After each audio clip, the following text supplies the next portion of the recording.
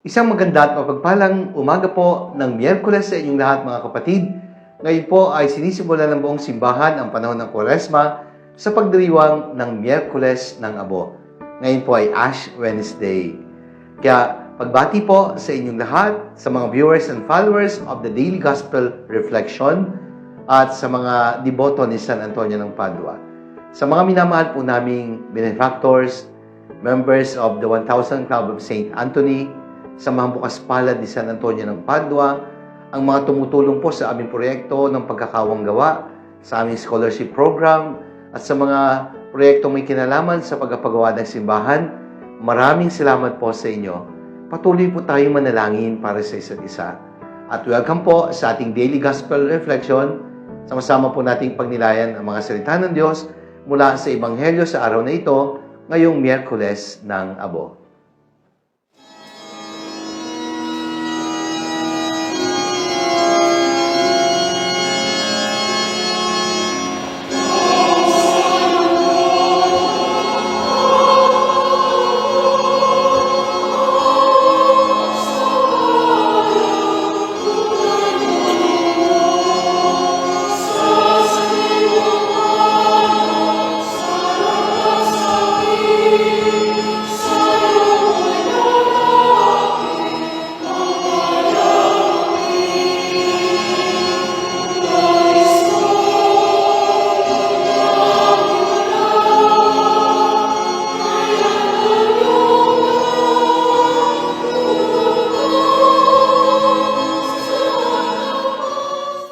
Mga minamahal kong kapatid, ngayon pong Miyerkules ng Abo, pagninilay natin ang pagbasa ng mabuting balita ayon kay San Mateo.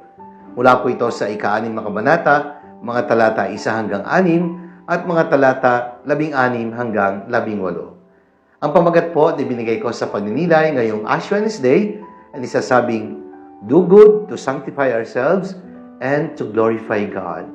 Gumawa ng mabuti upang magpakabanal at mabigyan ng parangal at papuri ang Diyos. Paalala lang po, dahil Ash Wednesday po, ngayon po ay araw ng fasting and abstinence. Fasting para po sa mga may gulang na 18 hanggang 59, exempted po ang mga may karamdaman. Tayo po ay magpipigil sa pagkain ng marami.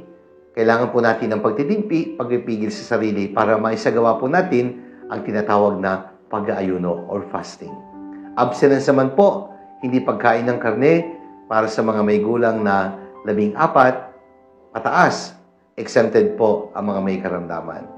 Kaya mga kapatid, gawin po natin to sa diwa ng pagpapakabanal, sa diwa ng Kwaresma, magkaroon po tayong tinatawag na spiritual discipline sa panahong ito ng ating paglalakbay sa panahon ng Kwaresma. 40 araw ng paghanda sa Pasko ng pagkabuhay ng Panginoong Hesus.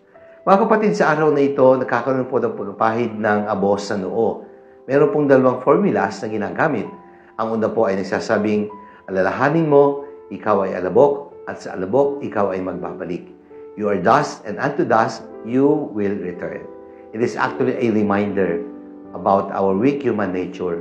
Mahina po tayo, marupok tayo, kailangan natin ang lakas na nagmumula sa Diyos. Ang pangalawa naman po ay nagsasabing, repent and believe in the gospel.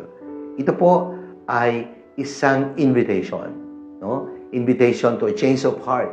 Paanyaya sa pagbabago ng puso at pagbabago ng kalooban. Nawa po, ang sinisimula nating Kwaresma ngayon ay ating maisabuhay ng makahulugan at ayon po sa hinihingi ng Panginoon at ng ating simbahan. Bakit nga po ba nagsisikap tayo na gumawa ng mabuti? Ano ba ang dulo ng lahat ng ating pagpapakabuti? Meron po mga taong magsasabi, kailangan ko maging mabuti dahil ito naman ang tinuturo sa atin ng ating pananampalataya. Ito ang tinuturo ng mga magulang sa kanilang mga anak. Ito naman po kasi ang likas sa tao, ang gumawa ng mabuti. Kaya dapat lang tayong magpakatao sapagkat tayo ay mga nilalang ng Diyos, kawangis ng Diyos, na pinagmumulan ng lahat ng kabutihan. May gumagawa ng mabuti dahil sa tawag ng pananagutan o obligasyon. At meron din namang nagpapakita ng kabutihan to make and create an impression. At meron namang gusto na mapansin lamang talaga para sumikat, gumagawa ng mabuti. Mga kapatid, pinapaalala po sa atin ng pagbasa ng mabuting balita ang dapat na maging layunin sa paggawa natin ng mabuti. Sa buhay espiritual, hinihingi po sa atin ng 3 bagay ayon sa sinasabi sa mabuting balita. Pananalangin, pagsasakripisyo sa anyo ng pag-aayuno, at paglilimos at ibang uri pa ng pagkakawanggawa. Kaya nga, gumawa tayo ng mabuti para magpakabanal at mabigyan ng tunay na parangal ang Diyos na bukal ng kabutihan. Kailan nga po ba nagiging daan ng kabanalan ang ating mga ginagawa? Una, mabuti ang iyong ginagawa. Dapat sigurado na tama at mabuti ang gagawin natin. Dahil kung alam natin ito'y masama at mali, hindi ito magiging daan para sa ating ikababanal. Kailangan ay lubos, kailangan ay puspos, at talagang taos sa ating kalooban ang paggawa ng mabuti. Mabuti ang magdasal, mabuti ang maglimos, mabuti ang magsakripisyo sa anyo ng pag-aayuno. Anumang masamang gawain ay hindi nakakatulong sa buhay kabanalan. Kaya dapat siguraduhin natin mabuti ang ating ginagawa. We do not work to be bad.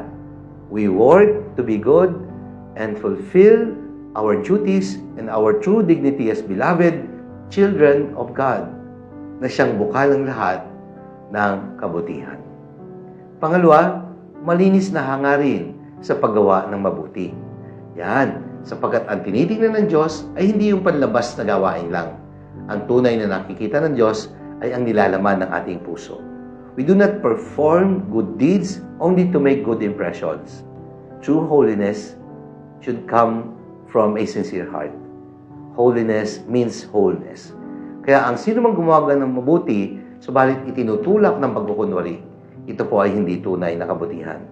Ang paggawa ng mabuti sa likod ng maruming hangarin ay isang uri ng pagbabalat kayo. Hindi po ito kinalulugdan ng Diyos.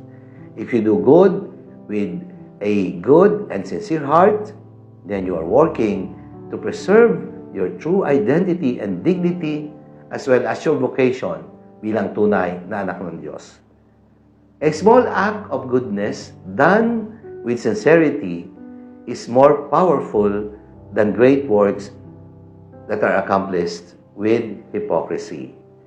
Tandaan natin, hindi lang tayo gumagawa ng mabuti para iangat ang ating mga sarili.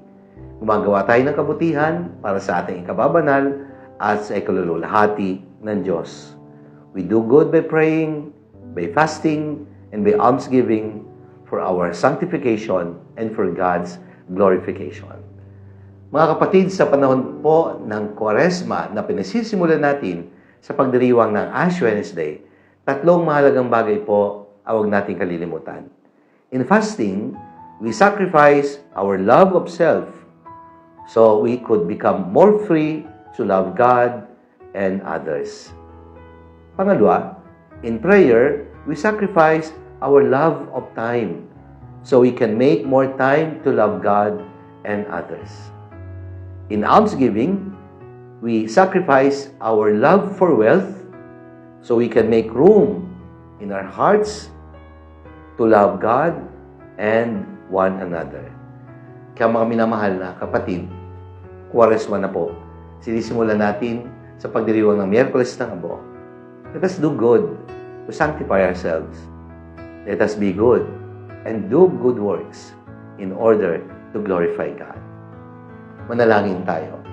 Ang manaming makapangyarihan, Diyos na bukal ng lahat ng pagpapala. Maraming salamat po sa pagkakataon na binibigay mo sa amin taon-taon upang ipagdiwang ang panahon ng Kwaresma. Tulungan mo kaming magbalik loob sa iyo sa daan ng pananalangin, ng pagsasakripisyo at pagkakawanggawa. Amen. Maraming salamat po mga minamahal kong kapatid. Sana po ay inyong nagustuhan at nakatulong ang ating pagninilay sa araw na ito. Kung inyo pong nagustuhan at nakatulong, i-like po ninyo at i-share. Ibahagi po natin ang mensahe ng Ebanghelyo sa ating mga kakilala, mga kaibigan, at mga mahal sa buhay. Evangelization should always start at home. And let us fill the world with the message and power of God's words. Sa inyo pong lahat, maraming salamat sa inyong pagtangkilik. Pagpalain po tayo ng makapangyarihan Diyos, Ama, ng Anak, ng Espiritu Santo. Amen.